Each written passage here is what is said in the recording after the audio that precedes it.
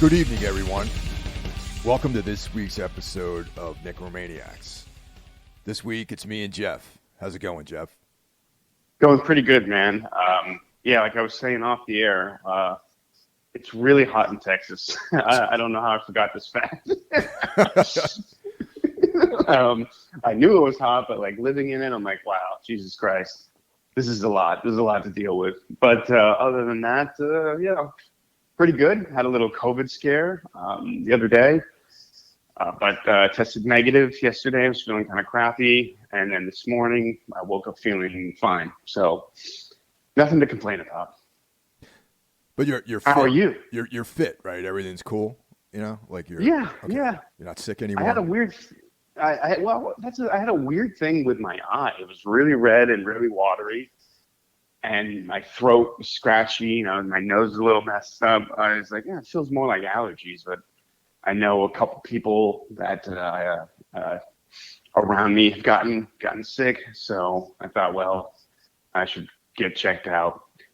And like I said, test came back negative, and today I feel fine. But who knows, man? I mean, I guess this is just reality. I mean, you're going to get it eventually. It's just like a flu or a cold. Eventually, you get sick.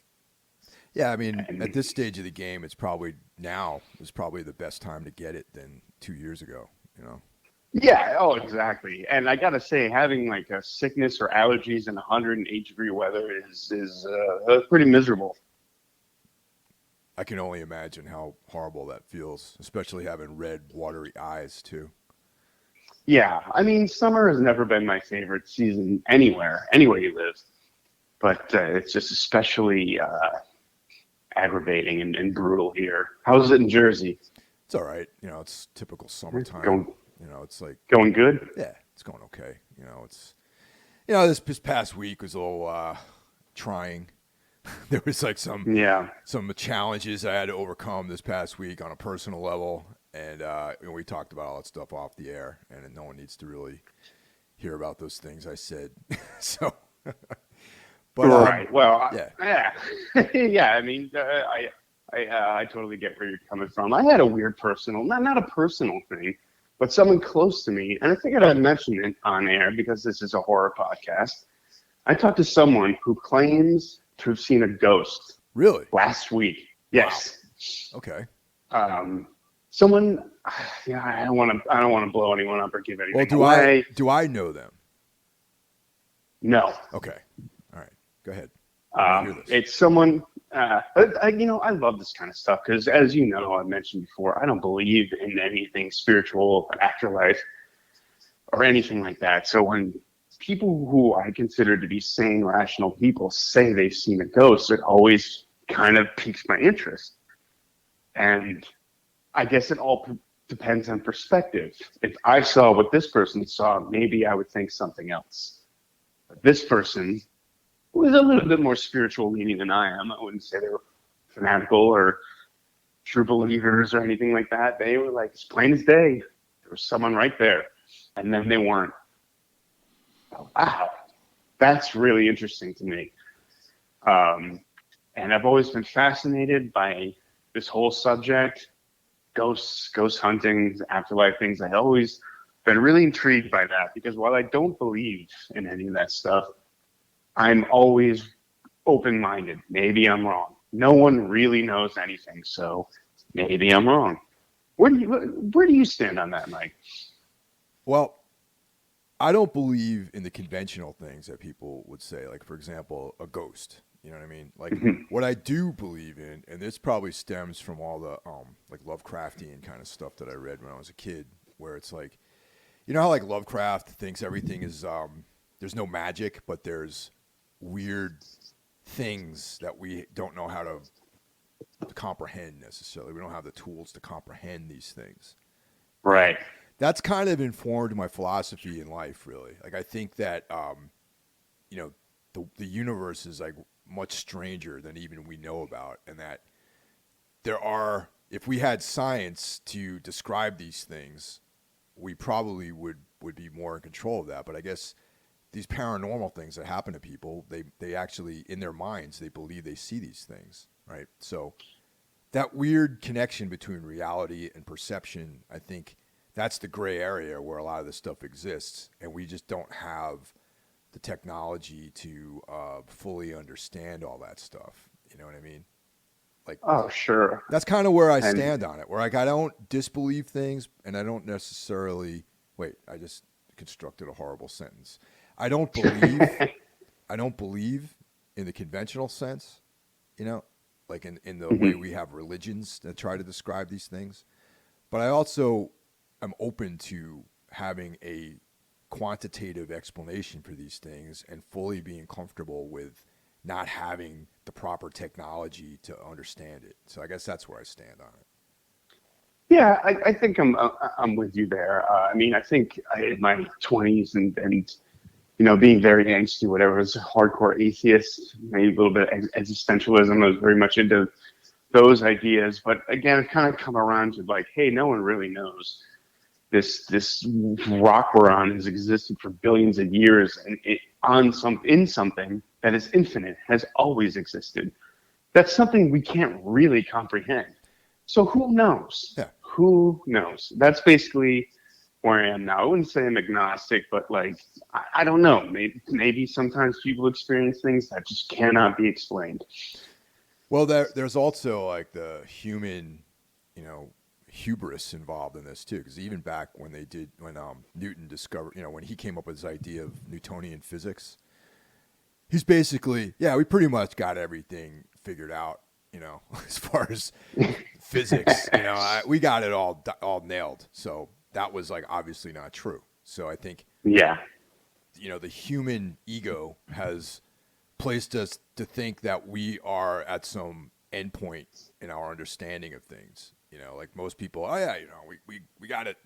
We understand everything. We got all these mathematical models. But I don't think that we're even anywhere near really understanding how anything really works outside of the terrestrial world. I mean, like, Newtonian physics works great if you're trying to build a bridge, or, make a dam or something like that. But when you're trying to like comprehend like the vast distances between the stars and like the endless abyss and all that kind of stuff and black holes, like who the hell knows what the fuck? I don't, no one knows anything about that shit. That's a very good point. And like I also think human ego and hubris maybe works in the other context as well, thinking, well, there must be something after this. There has to be, because I exist, I'm special. So this must keep continuing. But it's a very human idea. We're the only things on this planet that really can comprehend that we're going to die. Yep. And so, of course, we make up these things that comfort us about that. Oh, we're going to continue on. We have to, because this can't be meaningless. But why can't it be meaningless? Of course it can. Yeah. So, that's kind of like what Ligotti talks about in Conspiracy Against the Human Race, Right, which we're both big Ligotti fans on this podcast. Yeah. And I'll tell you the full story when we're done talking on this podcast, because it's kind of it's interesting, but to say too much would be on here wouldn't be appropriate.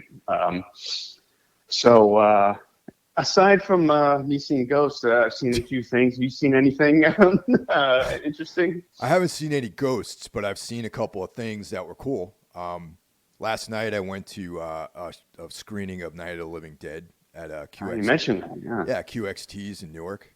My friend Tina and I went to that, and it was a lot of fun. And is that the original or the Tom Savini? No, the black and white original, man. It was really cool. There's like a group that puts on. They show films there every month, and it's nice, man. It's on a Friday night. It starts at like 8 and or 7:30 or something like that, and they'll have like guests to do like Q&As afterwards.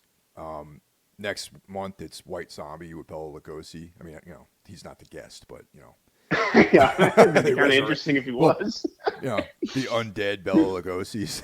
Yeah. Yeah, it was a lot of fun. It was like a handful of people showed up. It was like, the QXT's is like this goth club in Newark, and yeah, it was just fun, man. It was a good night. You watched Night of the Living Dead, hung out, played, some DJs playing music. It was fun, and I'm looking forward to like checking these things out every month. And, you know, Newark's only about 20 minutes from here. Yeah, it's good times. Cool.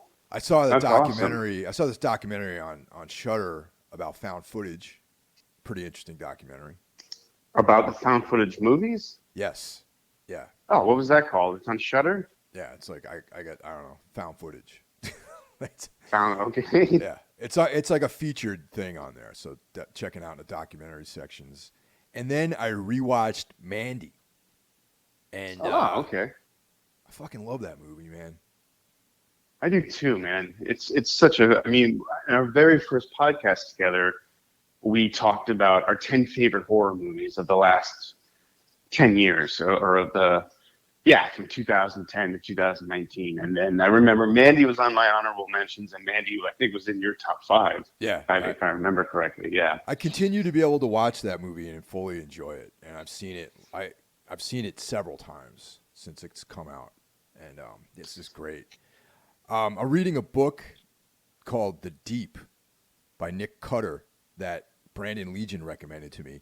Last weekend, I had a lot of time, so I read like 150 pages. And then during this past week, I got really busy, and I wasn't able to read it anything this week besides like work-related stuff. And, you know, there's a lot of things going on this week. So this morning, I read like another 50 pages just this morning, and it's just real interesting horror sci-fi book. Takes place underwater, you know, the name, The Deep. Right. And it really delves into that. We probably don't think about being under the ocean very much. We think about outer space and aliens and things, but this has to do with like being at the bottom of the ocean, the darkness, and how otherworldly that whole thing is. And you know, I'm going to say there's a Lovecraftian angle to that. You know, of course. They talk about it there.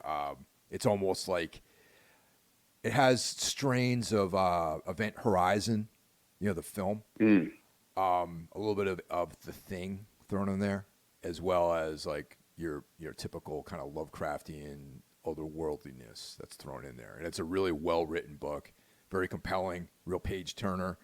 Like I said, in one sitting I read 75 pages. In the second sitting, I read like another 100 pages. It was amazing. Really, really good. Oh, wow. I got to check that out. That seems right up my alley. Right when you said The Deep, I was thinking, didn't Peter Benchley write a book called The Deep in the 70s? There's probably like 100 books with that same title. You know what I mean? It's you're probably like, right. Easy title. And now this has something to do with you, actually. I reread the ISIS interview that was in this collection called Esoterra. It was an interview with Aaron, and Creation Books put this out, and I was like, it came out like I've had this book for many years, and I just glanced over at my bookshelf and I saw it, just jumped out at me, and I was like, oh, let me look at this, and I was like, oh yeah, there's the interview with Aaron in here, and it was right around the time Celestial came out, and wow, it's got Turner. There's like Thomas Ligotti's in there. There's Process Church, Alan Moore, Ian Banks, you know, the guy who wrote Wasp Factory. And really interesting book. It's like, you know, it's total 90s book. Like all these people, like Joe Coleman, all these guys are like 90s dudes. These subjects are things that were really big in the 90s, you know. Right. Yeah. Wow. Yeah. Interesting. Holy, I had no idea that even existed. It's a cool book. I'll send you a photo of it if you want to, you know, maybe you can find it somewhere. Yeah, absolutely. I'd love to read an old interview with Aaron and Thomas Ligotti and people like that. It's always interesting to go back and see how people's perspective on anything has changed. And obviously I know Aaron Turner quite well, so I know how much he's changed in the last 22 years it would be since Celestial came out. Yes. Be very interested to read that. And what did you got going on? You check anything out? Well, yeah, you know, I saw a few things. I finished Barry on HBO. I don't know if you're familiar with that show. I keep meaning to watch that. So many people have recommended that to me, but I haven't checked it out yet.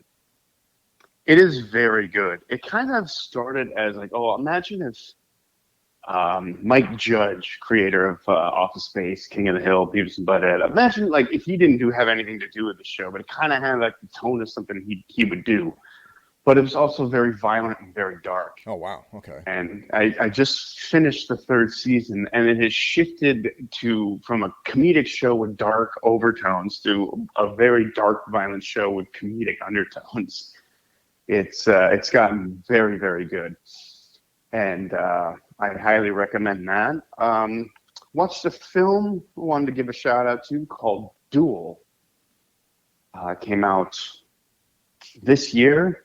It's directed by Riley Stearns. You may know him. He directed The Art of Self-Defense, and he directed a movie called Faults, which is a personal favorite of mine. I really, really like that movie a lot. And his new one is called Duel. It has one of the actors from Breaking Bad in it. What's his name? Aaron Paul. Oh, cool. And Karen Gillian, I think her name is. She was on Doctor Who, a show I've never watched. She was also the lead in the movie Oculus, which I'm sure you've seen. Yeah, definitely. Really cool movie. Sort of about, I think it's best to go in this movie cold, but it has to deal with cloning. And it seems to take place in some sort of alternate universe or a different timeline. Maybe it's the future. Really interesting movie, sort of darkly comedic and a little sad too, I'd say. But, this is a horror adjacent movie. I think if you're listening to this podcast, this is something you would definitely enjoy. And the last thing I have written down is something I watched just last night, actually, after the movie we were about to talk about. I watched a movie called, a documentary, I should say, Girl in the Picture on Netflix. Yeah. I've been meaning to watch that one as well. Yeah, me too, because literally everyone was, gotta watch it. And do you listen to true crime podcasts? I don't know that you do. One would think that I would be interested in that, but I just can't get into them, man.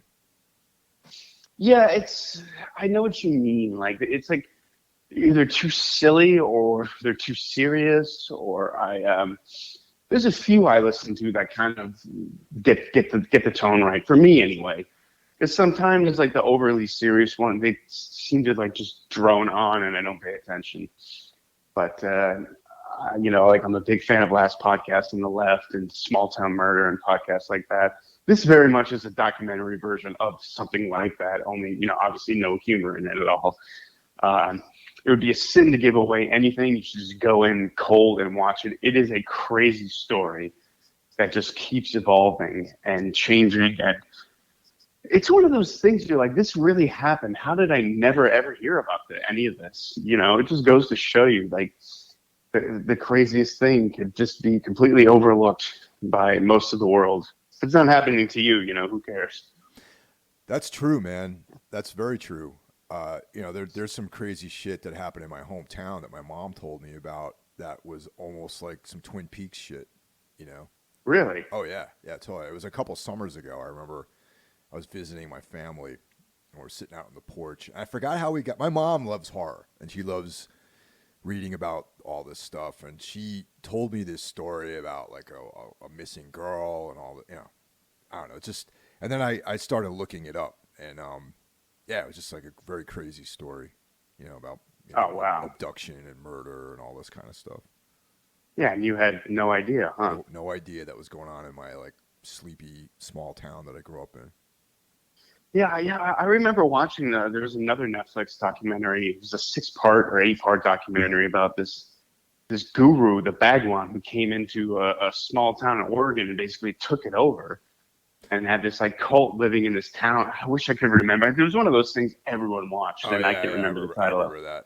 Yeah, that was. I forgot that one too. But yeah, that was a big one a few years ago. That happened in the '80s, where I was of age to remember it. And like I was like, this. It's insane that like this wasn't bigger. Like, how did I not know this happened? This must have been on national news, and just I don't know. Maybe I was at the age where I was probably more obsessed with G.I. Joes and He-Man and shit like that. Probably. I don't know. But, that's all I got. Other than that, I've just been baking in the Texas heat, and it's frying my brain, and I don't know how to think anymore. But, Yeah. Oh, and the movie we're about to talk about. Watched that last night. Right on. So as you guys all know, we're part of this podcasting group of people that are all helping each other out, and we have this excellent community. And some people have gone as far as to refer to it as the four horsemen of the podcast apocalypse. But here I on like that. on Necromaniacs, we have a fifth member too. So we'll start off by Yes. mentioning Break the Apocalypse, which is Mike Scandato's brother John Draper, featuring him. They come out on Friday, so the whole week, all you got to do is listen to our shows, and you're all set. We have Brandon Legion's Horror Wolf podcast on Monday. On Tuesday, we have Jackie Smith, Into the Necrosphere, and if you're a fan of extreme metal, check it out. It's got the whole thing right there for you. Wednesday is my other podcast, Everything Went Black, which is an eclectic mix of several different things. Like, you kind of don't know what you're going to get on that show. We talk about music, we talk about, we have authors on there, we got MMA and martial arts talk. We got filmmakers. It's a very diverse subject matter. And of course, on Thursday you have this show.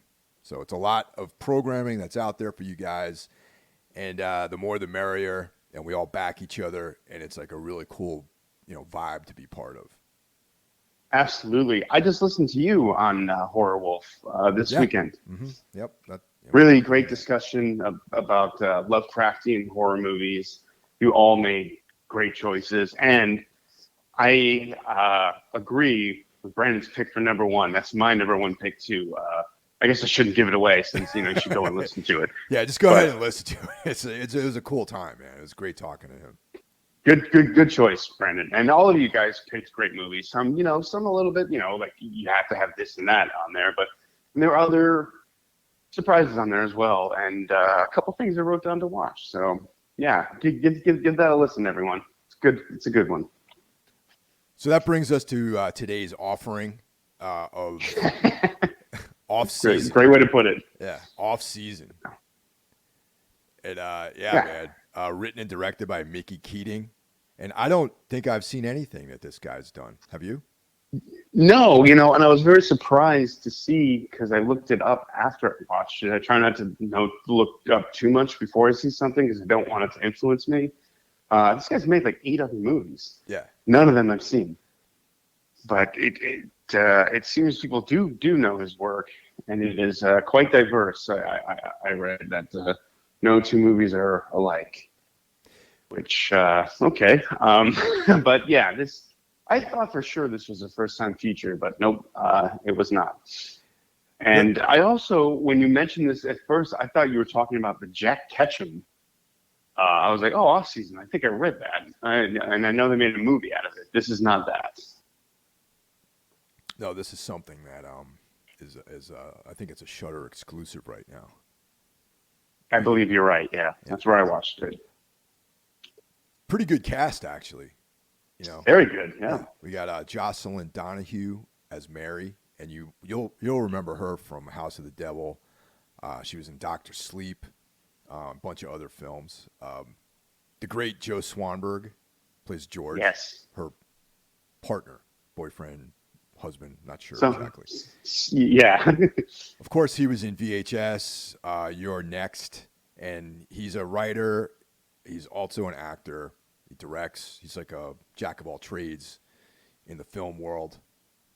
We have the criminally underutilized Richard Brake as the bridge man. And you've all seen him before. He was in Mandy. He was in 31, the Rob Zombie. He actually has like a starring role in Rob Zombie's 31. I haven't seen that. You know what, man? We've talked about Rob Zombie a lot on this podcast, and Mike, we reviewed this way back when it came out. Mike and I saw it in the movie theater, and Interesting. We like trying to get like old school. We saw it on a 42nd Street theater, but obviously 42nd Street's way different than it is now than it was. It's not the 40 Deuce. It's not the Deuce anymore. It's like Right. Disney World. But we thought we'd be cool and go, oh yeah, we saw it on 42nd Street, this and that. Richard Brake was great in it. And I think that guy should star in more films instead of being a supporting actor, because he's got a lot of fucking presence and energy, and he was underutilized in this film. And he, when he's on screen, he's fucking there, man. But it's like he just had such a small role, but it was unfortunate. But he's someone who can do a lot with a small role, because he first came on my radar as Joe Chill in Batman Begins. Yeah. He's the one who kills the Waynes. Yeah, that's right. Yeah. And he kills it in that. Yeah, he's great. We got Laura Walters as Ava, Mary's mother. Jeremy Gardner, who he's one of Joe Begos' guys. He's been in Bliss, Mind's Eye. He was in not a Begos film. It's a Benson and Morehouse film, Spring, which is an excellent movie. And Gardner plays the fisherman. And then there's a bit role by Larry Fessenden in this film too. He plays. What? Really? Oh yeah, he's in this, man. Yeah, very very. I did small. not catch that. He's one of the townsfolk in this movie. Yeah. Wow. Well, that makes this cast that much more impressive. Yeah. Cool. Larry Fessenden, for those who don't know, is a great horror or genre filmmaker and does quite a bit of acting in. I think I've only seen him in genre films. He was in Begos' Mind's Eye as well. Yeah, that's right. He pops up in the most curious places, Fessenden. He does. Fascinating filmmaker in his own right. Big fan. Yeah.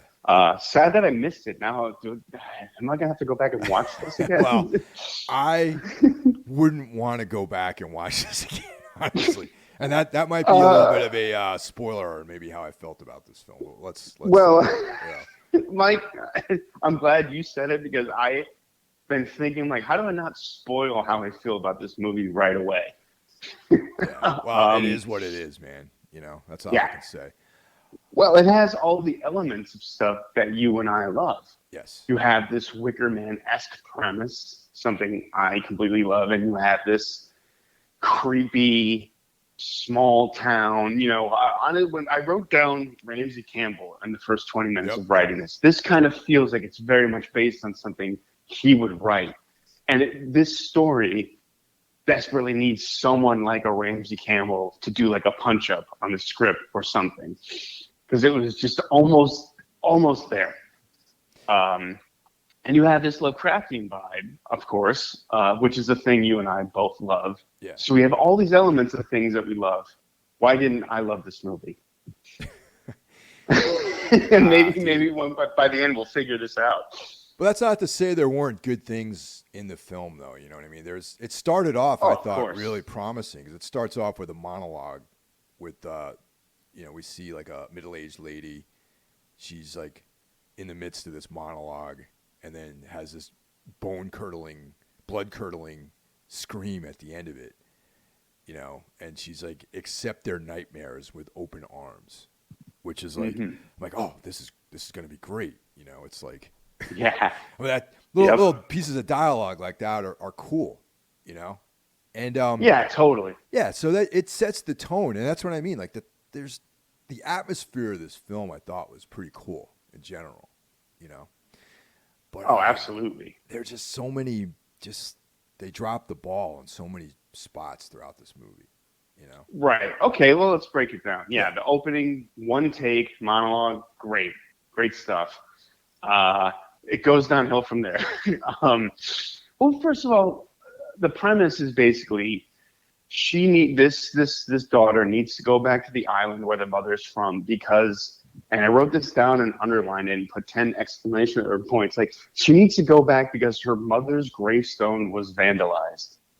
Yeah. That is quite a flimsy premise, wouldn't you think? Yeah, and that's where that's part of the shortcomings of the writing, I mean, I've done this on other episodes where I like, it would be great if we did this instead. But yeah, I mean, I think you needed a stronger reason to go back. Like maybe there was some issue with the will, or like because her mother was in the film the mother was a celebrity. She was a famous actress, and Yeah. the daughter is not in the business, but there's the impression that they have like a well off lifestyle, that there's money, that kind of thing, and something like, oh yeah, the will, you need to come back and execute this portion of the will, or something like some reason to go back there other than the gravestone was vandalized. So that's like a major like. I thought they dropped the ball there right away. Well, also too, because the will is mentioned throughout the movie. That's right. It is Yeah. part of the plot, so it makes it even more like confusing. Whereas like, because I thought the same thing. There's like an issue with the will or money or something. But like, if I got a call saying like a family member's gravestone was defiled, I'd be like, oh, that sounds like a you problem. Like, what do you want me to do? Yeah. Like it just, I don't know. Yeah, they're very like just strange, and like they really didn't think that one through. Obviously, in The Wicker Man, you have a great reason as to why the person would go to the island. It's a cop. There's a missing girl. It makes sense. It seems urgent. A defiled gravestone is not urgent in any way. So Yeah. that was sort of my first red flag. But if something, I was like, oh, I'm way willing to overlook that. And that's pretty much the plot of the movie. She gets to this creepy island, and strange things happen. The end. I mean, obviously, there's more to it than that. But I mean, did you notice? Like, I thought the geography of this town is one thing. Like, the movie did have great atmosphere. I'll give it that. Like, this is well shot. It looks great. But I never really got a sense of the geography of this town. It really did feel disjointed and unconnected. Like, it felt like, oh, they shot all the beach scenes here, and had to move production like 10 miles away for the road. Like, it's supposed to be this small town, but they seem to be on this endless road when they're driving. And yet in other scenes, she can just run from one end of the town to the other, to the bridge. Like, so it just felt like its budgetary limitations were felt in that aspect. Like, when you get to the graveyard, it's clearly not a graveyard. That's true about the graveyard, but the geography thing, I kind of now that's the thing where I like sort of maybe I was forgiving about that, because what I was reading was like, like when you read a weird fiction story and it's things in the physical world change, like the distance from point A to point B is unusually. I was figuring on that. That's how I was reading all that, like weird anomalies in like the physical world, because when you going to the islands, like you got to deal with Richard Brake's character, the bridgeman, passing across the island. You only have like a limited window of time that you can go over there. So you're clearly going from one place into this other place. Okay, the island itself takes on like this supernatural aura once you cross the bridge onto the island. And I was all about that. I was like, great, you're in like weird fiction land. You're not. Yeah, I love stuff like that. Yeah, you're not in the real world anymore. You're in this dreamlike other place. And that's why I was like, the distances, everything's weird. There's like, physical world stuff that doesn't seem to add up. And I picked up on that more. But I do agree with you that they could have found a better location for this cemetery. Yeah, and okay, I'll concede to your point. That actually is a really good point. I wish the movie was maybe better about building that. Like, I felt like this should have been a slow burn. Yeah. Like exactly. The Wicker Man. Yep. And this movie moves way too fast and kind of drags at the same time. It's very weird. Like the first 20 minutes, so much has already happened. And there's a lot of exposition dialogue. And there's one scene where the main character is knocked out, and you get this sort of flashback to the lawyers talking about the will. I thought this should have been the scene that follows the monologue. Yeah. Should have opened with that, and then just sort of dole it out, exposition a little bit slowly. Like, there's a lot of conversations in cars where, okay, she's having a conversation with George. Who is George? I never. It's not her. it's not her. Like, if that's her husband, they seem to be estranged, or is that That's her friend? I read it as they were, like I said, it was partners, like whatever that means. Like it could be, maybe her ex boyfriend or ex husband, or they're currently in a relationship, but it's like tense. They don't clearly establish that, and that was another shortcoming in the film. And similar to what you said about how it moves too fast, yet I found myself fucking bored through large portions of this movie too. Yeah, no, yeah, absolutely. And just the way that, like, I think he's there just so she has someone to bounce exposition off of. His character could have been completely written out. I don't think the movie would have changed at all, really. But she needs to tell, like, oh, by the way, I forgot to tell you, my mom told me this crazy story that this town made a deal with some sort of thing, and there's something weird about the town. I forgot to mention that. Like, I really think maybe like the mother hinting to this in the monologue, or her discovering this as you go along, would have been a better way to explain what's happening, other than this like rather boring exposition dump. Yeah, I agree that George was unnecessary, and had they had that will scene after the monologue and did away with the vandalism angle, this could have been like a way more sleeker version of the narrative, and it would have moved along. Then if you had that intact, then you could kind of simmer in this like atmosphere, because the atmosphere is awesome. It's like very gothic, everything looks gray and just kind of dreamlike too. Yeah, exactly. And even like like the graveyard in the middle of like the woods, although it's the woods of Florida, so it sort of looks tropical.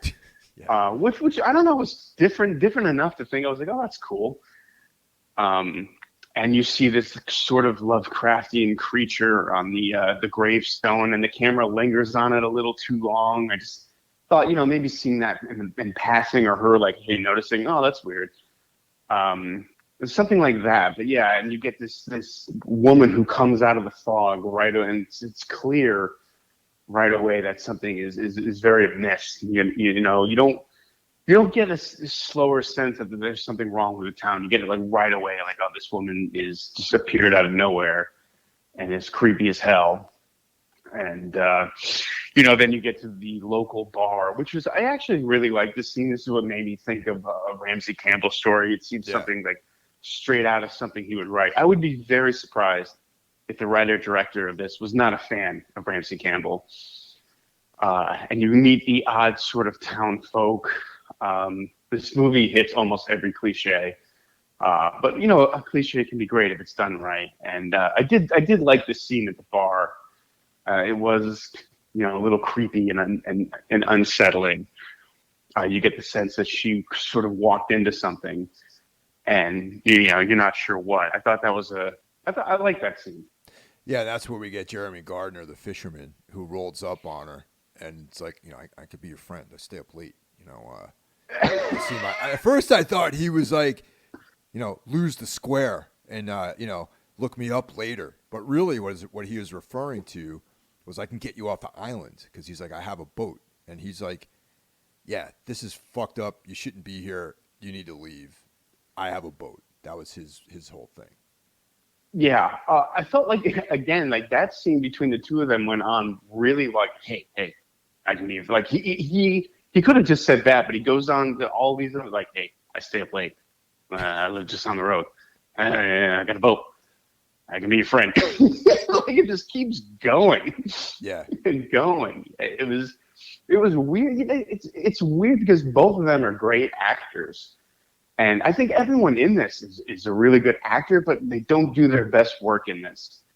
Like a lot of the scenes of dialogue feel awkward, like almost like they covered one actor one day and they covered the other actor the next. Like, it doesn't ever feel like two actors are in a scene together. It has that stiltedness to a lot of it. And I don't know if that was intentional, but if it was, I think it was the wrong way to go about it. I'm going to attribute that to just a poor script and bad directing, really. You know what I mean? Yeah. And even again, just the disconnect again, like I mentioned, the outside of the bar is very clearly different than the inside. You know, one scene she's looking in through the long window to notice that no one's moving. But if you remember, on the inside of the bar, you don't see really any windows. Looks more like a tavern or something like that.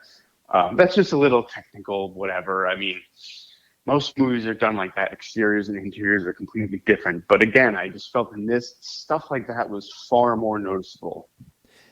And also, I wish they would have expanded on the mythology of the connection of this demigod, demon, whatever entity, and the town, because they make these references to like there was like a pact made, generations ago, and this and that, and it's almost like this like Shadow over Innsmouth kind of Dagon uh, angle. You know what I mean? There's like seaside community, like some creature that they're looking to Yeah. as like a demigod, and I would like to have had that fleshed out a little bit more. Oh no, absolutely. I would have. Yeah, I totally agree. I think that should have been fleshed out a lot more, because it's a very interesting idea. And again, like to get more of a sense of what this town is really like. But like the second half of the movie is basically our lead character sort of wandering around endlessly, and a museum, a flower shop, all these things, and like these things are cool. I really like. That's where you get a better sense. I love the empty main street with all the fog. I loved all that stuff. And the atmosphere was great, but it just kept dragging. And this would have been a good part to maybe have an interaction with the character. You learn a little bit more about this god from the sea. Just something to bring this movie to life. And also defining what actually is going on with the townspeople too.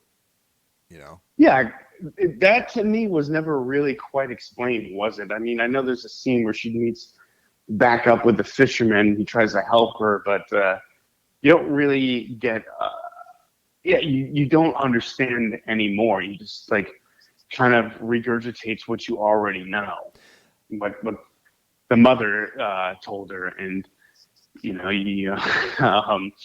there's some really bad dialogue in this too, I should point out. And the mother having lost her mind is sort of like an unreliable witness element of the film. You know what I mean? Yeah. Like she's like explaining things colored by her insanity. So that's not like that should have been blended with some actual, hard facts like in the film, so that you kind of have like a better idea what's going on. And also, I wasn't clear. Did you have to become part of that community? Did you have to die and be resurrected? And if that's the case, was the fisherman a living person? And if he was alive and not part of the community, what the hell is he doing there? Yeah, I like it would have made to mention him as like, oh, I was a tourist who missed the bridge.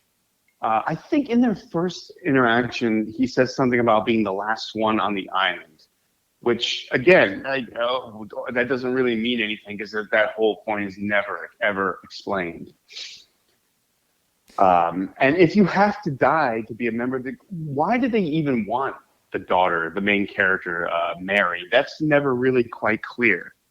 And they have no use for George either, but George pops up later in the movie because he disappears and comes back later. It's almost like they wrote down, this would be cool, this would be cool, this would be cool, yeah, and forgot to connect any of it or like explain anything. Or at least, you don't have to spell everything out, but at least make it, give the audience enough to put it together themselves. And none of that is here.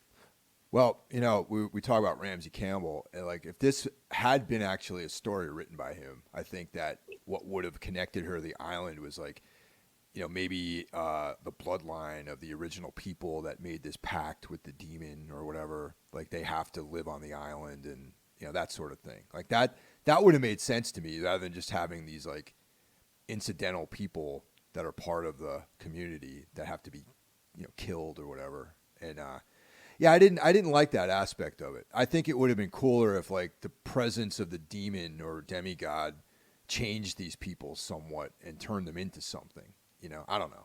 Like that was my preference, but I don't know. Though I wasn't in love with a lot of that stuff. Like I thought that they could have did a better job, like with the motivations and that sort of stuff in the movie. Oh yeah, no, absolutely. So I think we both agree, like the problems start at the script for this movie. Yeah, you know.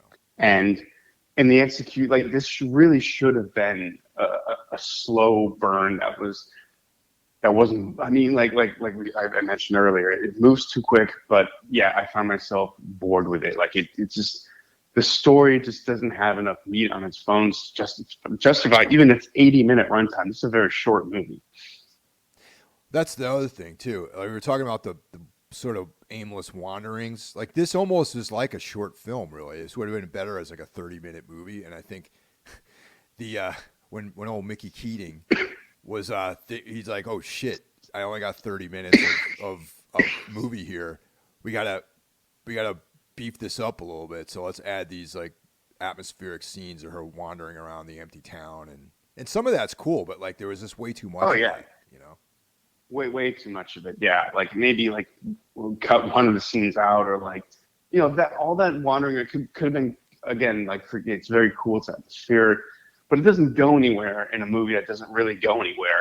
Yeah, and I found myself looking at my phone during those scenes after a while. Yeah, no, me too, and just every like. I don't want to completely shit on it because there is some cool stuff in this. Like you do get a glimpse of the creature, or not creature, but whatever this thing is. That's one of the cooler parts of the movie when like on the beach and you see this thing. I thought, oh, that's nice. I wish it was in a better movie. Yeah, totally. That was very cool, and that scene in general I thought was awesome. You know, but by the time it came up, I was like, I'd already kind of checked out of the movie, to be honest. Yeah, I feel like I made up my mind about this movie 20 minutes in, that this just wasn't going to be that good, and then maybe, hopefully, something will happen that'll turn it around. And there was glimpses and glimmers of hope, but it never quite did. Like there's just so many dead ends in this movie, characters that don't need to be there. Lack of motivation on or lack of explanation of the motivation for this demon or whatever is controlling the town. Like he's mentioned, the demon is the palm of the hand and the humans are its fingers. Well, for what? Yeah, that sounds great, but it's like word salad. Like what the fuck? Like explain that, you know? Yeah, and at one point in one of the worst lines, I wish I'd wrote it down, going on memory, it's like, people bring the sunshine brings the tourists brings the power, something that made absolutely no sense. Like like they mentioned that it needs tourism to thrive, but they don't want the tourists there for the summer. And did you ever get maybe I missed it, why is it only in the summer season that things like this happen, like where the people are under the control of the demon, but the rest of the year it's this thriving tourist town? It didn't make sense. It should have been something that was just completely hidden from the rest of humanity. If they did explain that, it slipped right by me, honestly, because I probably, if it was ever covered in the film, I missed it because I was probably looking at my phone or something like that, because I had been completely bored by the time they got to it, honestly. Yeah, I was looking at like DoorDash. Oh, what's open? Thinking about ordering food and stuff. You know? Yeah, what am I gonna watch when the food gets here? Not this. This will be open. Yeah, like like I said, I thought I made up my mind 20 minutes in. By like an hour and I was like, well, I'm completely checked out. If we weren't covering this, I'm not even sure I would have finished it.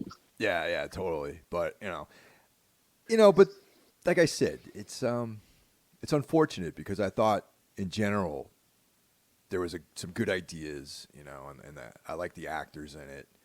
I really like Jocelyn Donahue as an actress. I think she's really talented, and I like seeing Joe Swanberg. I love Richard Brake. I wish I'd see him in more things. You know, Agreed. Jeremy Gardner's awesome. Somewhere in there was Larry Fessenden. And, yeah, apparently. yeah, it was cool. In general, that stuff really. That's why I wanted to watch this. I'm like, okay, cool, a weird fiction story. It's got all these actors in it that I like, and just sounds cool, But it didn't really pan out that way, I guess. Yeah, exactly. Like, well, like I said, when you first mentioned it, I was like, oh man, we're gonna do a Jack Ketchum thing. Okay, sure, why not? Yeah, I'm not. And it was so. Yeah. I read 3 of his books, and that was 3 too many. Yeah. But I'm glad. I was excited. Like, oh, this isn't that at all. This sounds right up our alley. And like, yeah, that monologue was great. And like, oh, great, I'm on board. And almost as soon as I was on board, I jumped right the fuck off. Like you mentioned, yeah, the great actor Joe Swanberg. He's solid, good, and everything. Jocelyn Donahue is great in House of the Devil. She's really kind of bad in this. Yeah, I was gonna say that because I was kind of like she didn't really act to her potential, or maybe she was not directed well enough to really get a great performance. You know what I mean? Yeah, I that's sort of where I'm leaning. I remember there's a scene when they walk into the fisherman's house, and she is like doing this weird like Maynard dance. Like she's like kind of leaning forward and leaning back, leaning forward, leaning back, like she's supposed to be looking like around to see. It looked really awkward. Like, and it didn't seem like an actor choice. It just screamed like, okay, you're looking, but you're scared. Look forward now, move back. Now look forward now, move back. It just felt very awkward and like more of like a director choice. I mean, I could be totally wrong. It's interesting that you brought that up because I was thinking the same thing as I was watching it. I'm like, who the fuck directed her to do that? Because it seemed so unnatural and out of character. Like that awkward. You never got a sense that she had that awkward kind of energy to her. And it just was in that one scene, and I was like, man, like that's just like a weird move, I think. Yeah, George is so underwritten that we already agreed that like he doesn't even really need to be in the movie. And you don't even really, I mean, they must have said their connection, and I just missed it. Yeah. Like, but this character is also very underwritten. Like, there's alludes like, oh, the actor's bad girl, the actress's bad boy daughter, bad girl daughter, naughty girl, whatever they call her. They allude to some things, but there's barely a character for her to act. Like, and that's she doesn't seem like scared of anything that's going on, no matter how weird it is. And then other times she kind of seems scared. Like it's just inconsistent all over the place. Yeah, you never really got a sense of what she was all about. You know what I mean? I agree with that. Oh, I just looked up a synopsis of the plot, and it indicates that Swanberg is her boyfriend.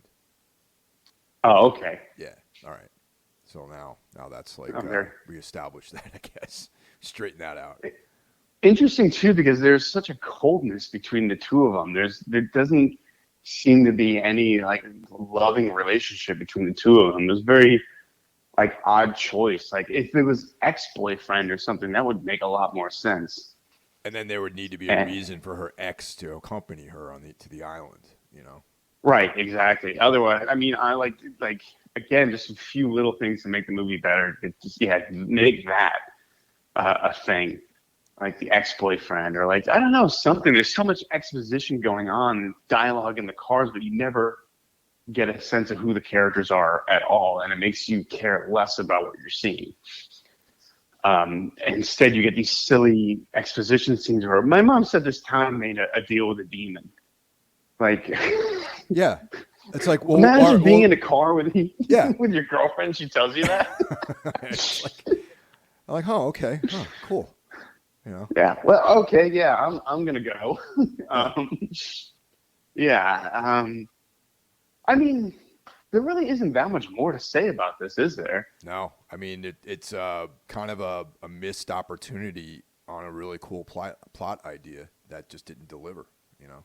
Yeah, totally, man. I think this has the elements of something great, but it needed a skeleton of a good script. And I don't know this guy's other work, but he has a good visual sense. The movie looks creepy. It looks atmospheric.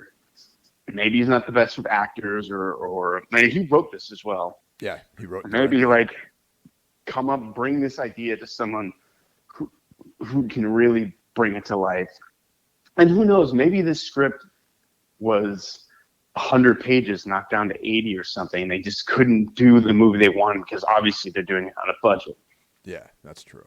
I mean, this could have been a great script that got butchered. Who knows? But I think that's where the problems really stem from. It's underwritten, and they try to make up for it with great visuals. And for me, it just didn't do it. If you're going to give it a grade, what would you give it? I'm going to give it a 3. You know, yeah. Like I think I didn't really enjoy it. The visual is what kept me going throughout the film, like the atmosphere. It's worth checking out. It's not something I would steer people away from, but I just didn't like it. You know what I mean? I didn't think it was. It didn't entertain me. You know, there was a lot of holes in the plot. There was stuff that was, you know, like structural issues with the script. I thought so. I gave it a 3. I agree. I'm going to go a little bit lower. I'm going to go 2.5. Brutal. Well, you know, 3 is the lowest recommendation. Like, yeah, well, you know, I didn't love it, but you know, B-, whatever. Mm-hmm. This just was such a missed opportunity. I just can't fully recommend it. It's not terrible. It's not laugh out loud bad. It's a great premise. It's a great looking movie. Lots of atmosphere. It's just not there. Like whatever their intention was, I don't think it's up there on the screen. I think my theory is what I just said. Like there was something better planned, but they didn't have the money. Things needed to get cut. And you get this story that doesn't seem fleshed out at all. And I think if this is like your 6th, 7th, 8th feature, whatever, it feels like you would know these things by now. Like this isn't fleshed out enough. So I really think that they just didn't have the money to make the movie they wanted to make. And yeah, it happens. So yeah, not terrible, but like I don't recommend it. I mean, if you want to have something spooky on in the background while you make dinner, or sure, but it just wasn't not quite there. And but you know, I'll say this: I do want to go and check out the director's other work now. Yeah, it kind of turned me off to this guy, actually. You know what I mean? Like I don't really feel motivated to check out any of his other work. You know what I mean? See, I do. I want to know if I'm right. Like, you know, like maybe like this guy's got a great movie in him somewhere. He's made 6 or 7. So, you know, maybe he knocked one out of the park. Because this seems like an idea that could just be like a home run in like a more in someone else's hands. So I don't know. I'm curious about him now. Okay. I'm curious. Well, let me know. Definitely get back to me about it for sure. You know? Apparently, the one that comes. Because, you know, after I watch the movie, I look up a little bit. I look at the Rotten Tomatoes score, you know, maybe something else they've done. This movie has something like a 67%. It has most critics liked it. And I thought, did they just watch the same movie I watched?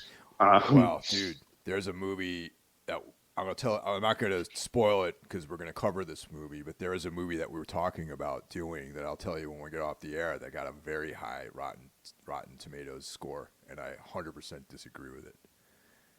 Yeah, I can't wait. I know exactly what you're talking about. We got to do that one soon. Oh, yeah, totally. Because I think we're going to be in agreement. Oh, yeah, definitely. But yeah, okay, so 2.5 for me, 3 for you. So check it out or don't. Yeah. Listen. It's like there's other things to watch is basically what we're both trying to say, especially if you have, you know, Shudder. Hey, hats off to Shudder. You know, that they'll have a movie like this, and they also have The Thing, you know, and they have all these incredible films on there. And then there's like, stuff that's like, out there. But it's cool that people can watch these films in the same platform, as incredible movies too. It's like I like that. I like that this is on Shudder, even though I didn't like the movie.